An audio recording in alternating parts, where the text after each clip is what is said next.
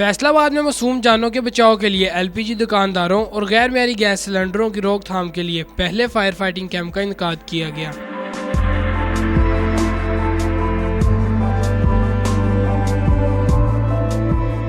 अस्सलाम वालेकुम नाजरीन, आपका मेज़बान मोहम्मद हमजा आपकी खिदमत में हाजिर है और आप देख रहे हैं फैसलाबाद टीवी।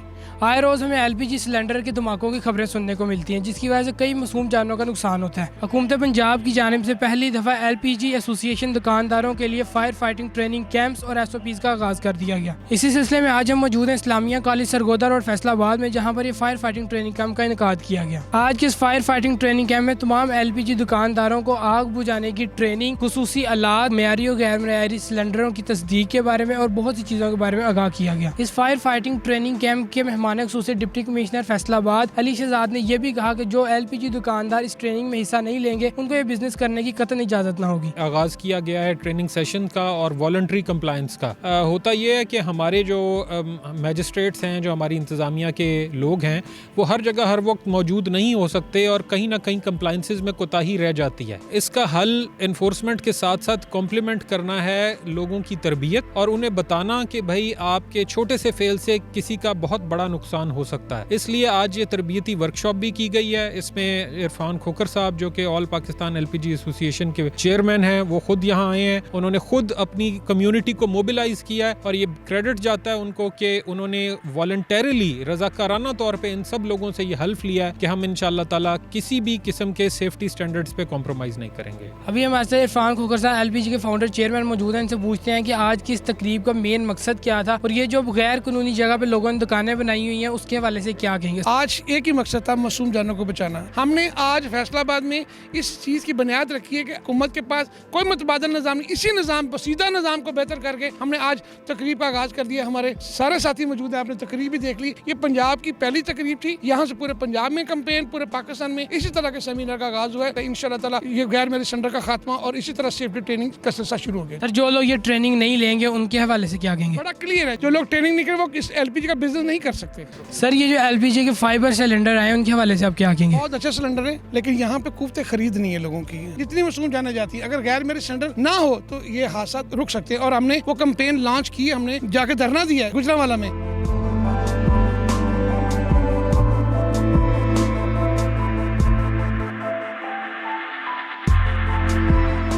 अभी हमारे साथ रेस्क्यू के अहलकार मौजूद हैं। आइए इनसे जानते हैं कि इन्होंने आज का ये जो इवेंट मुनक्कद किया है इसमें किस किस चीज़ की ट्रेनिंग दी गई है और अगर किसी जगह पर सिलेंडर को आग लग जाए तो उसे किस तरह बुझाया जा सकता है। जी, रेस्क्यू 1122 जिस तरह के आम रूटीन में भी लोगों को ट्रेन कर रही है, इस तरह एलपीजी एसोसिएशन ने भी हमसे रब्ता किया। इनको हमने रिगार्डिंग फायर सेफ्टी और मेडिकल तमाम चीज़ों के बारे, सेफ्टी प्रिकॉशंस के बारे में, मेडिकल एमरजेंसीज के बारे में और फायर के बारे में उनको ट्रेन किया गया ताकि अल्लाह ना करे कोई नागहानी सूरत होती है तो उस पर ये कंट्रोल कर सके। सर, मेयारी और गैर मेयारी सिलेंडर में किस तरह तस्दीक की जाती है, क्योंकि आम घरों में भी सिलेंडर यूज़ होते हैं। फर्स्ट ऑफ ऑल एक तो इनकी एक्सपायरी डेट्स होती है। जब भी कोई कंपनी किसी चीज़ को बनाती है तो उसकी मैन्युफैक्चरिंग और एक्सपायरी डेट मेंशन करती है। दूसरा, उसकी जो कंडीशन है वो रस्टिंग वगैरह नहीं होनी चाहिए और वो पेंटेड होनी चाहिए। ये सारी चीज़ों का यानी कि ख्याल रखना चाहिए। अगर सर किसी सिलेंडर से आग वगैरह लग जाए तो किस तरह इसको बुझाया जा सकता है। आम पानी से बुझ जाती है, इसके लिए कोई केमिकल्स यूज़ होते हैं। आग बुझाने के लिए या तो उसका टेम्परेचर कम करेंगे, आप उसके ऑक्सीजन की सप्लाई को कट ऑफ करेंगे, तीसरा फ्यूल की कट ऑफ सप्लाई को करेंगे। पब्लिक जो है ना वो उधर अपने गहमा गहमी ज़्यादा करना शुरू कर देती है, कोई वीडियो बनाना शुरू कर देती है। 1122 को टाइमली कॉल करें ताकि टीम पहुंचे,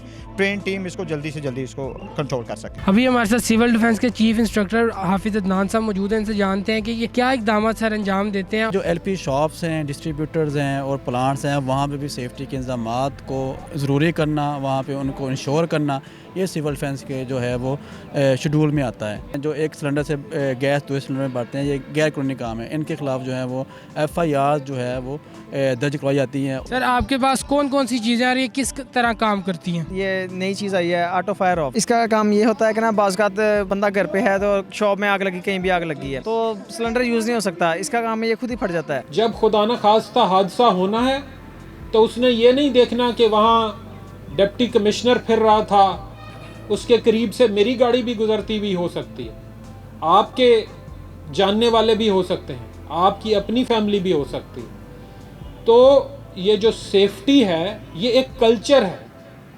सेफ्टी जो है ये एक तर्ज ज़िंदगी है, सेफ्टी जो है वो एक एहसास ज़िम्मेदारी है जो उस वक्त भी होता है जब आपको कोई ना देख रहा हो, और उस वक्त भी होता है जब आपको लग रहा हो कि शायद यहाँ हम ये गुंजाइश पैदा कर भी सकते हैं, लेकिन फिर भी आप सेफ्टी का तकाजा क्या है कि आपने तमाम जो हिफ्ज़ मातक़द्दुम के तौर पे SOPs डिफ़ाइन किए गए हैं वो सारे अडॉप्ट करने।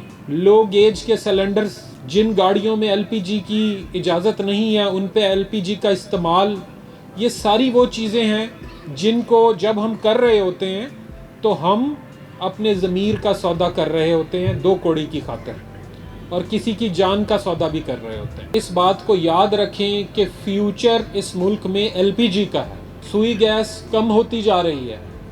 इवेंचुअली आपने बिल आखिर, जब तक हम बिजली पे शिफ्ट नहीं होते कि हमारे चूल्हे भी बिजली पे जलें, हमारी कारखाने भी बिजली पे चलें, हमारा तमाम तर्ज ज़िंदगी जो है वो सुई गैस से बिजली पे जब तक कन्वर्ट नहीं होता, तो दरमियान में जब सुई गैस ख़त्म होगी तो हमारे एनर्जी मिक्स में LPG और LNG वगैरह ने ही बीच में स्टेप इन करना है।